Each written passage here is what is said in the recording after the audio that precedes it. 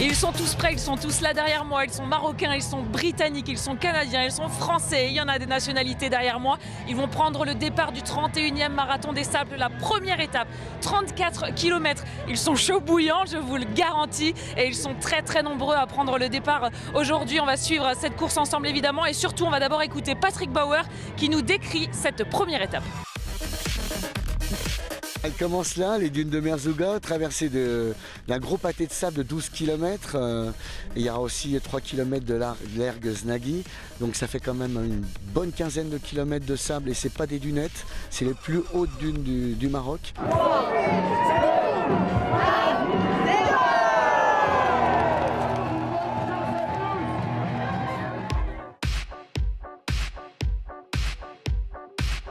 Mille concurrents se sont élancés ce matin pour le 31e marathon des sables. Ils méritent tous une profonde admiration et parmi eux, certains vont devoir gérer quelques difficultés supplémentaires.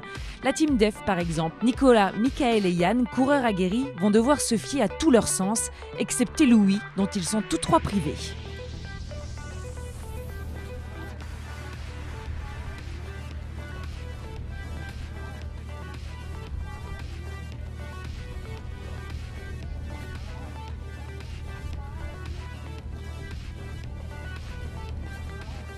Première équipe de sourds à participer au MDS, la team DEF est pourtant persuadée d'avoir moins de contraintes qu'un non-voyant comme Didier Benguigui.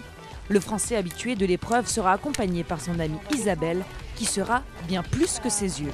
On passe notre temps à scanner le terrain pour lui parce que s'il chute, c'est de notre faute et rien de pire que ça pour un guide. Quoi. On va mettre 10 heures je pense pour arriver aujourd'hui. Quand on va à 8-9 heures qu'elle va être crevée, il faut qu'elle soit très très solide pour encore avoir la force de me dire lever, baisser, attention caillou. On va arriver ce soir, il va falloir qu'elle me fasse ma bouffe aussi, je ne suis pas autonome. Il va falloir qu'elle me fasse du feu, qu'elle me fasse ma bouffe. Si je veux aller faire pipi, il va falloir qu'elle m'amène. Si je vais aller au médical, il va falloir qu'elle m'amène. Elle fait le marathon et ça pour moi, c'est une réalité, elle le fait 100% pour moi. Il y a également un jeune homme surprenant qui va vouloir franchir cette ligne, Duncan Slater, le Britannique à l'histoire hors du commun. Il a été amputé des 2 jambes après un accident en Afghanistan. Il s'élance pour la première fois dans cette aventure avec ses 2 prothèses, un plaisir incroyable et un mental d'acier. Quoi qu'il arrive, on va tous souffrir. On est tous égaux face à la douleur. On va tous avoir des difficultés. C'est sûr que moi, je n'aurai pas de sable dans les chaussettes et ça n'abîmera pas mes pieds. Mais ça pourrait rentrer par le haut et avoir un impact sur mes jambes. Donc tout va se jouer au mental et je suis sûr que tout ira bien.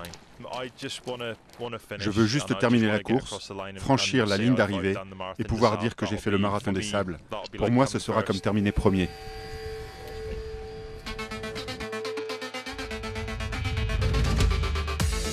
Le vainqueur de l'édition 2015, le Marocain Rachid El Morabiti, a remporté la première épreuve en 3 h 10 minutes et 29 secondes. Le premier Français, Eric Clavry, arrive 5e. Côté féminin, c'est la Russe Natalia Sedik qui s'impose en 3 h 40 minutes et 20 secondes.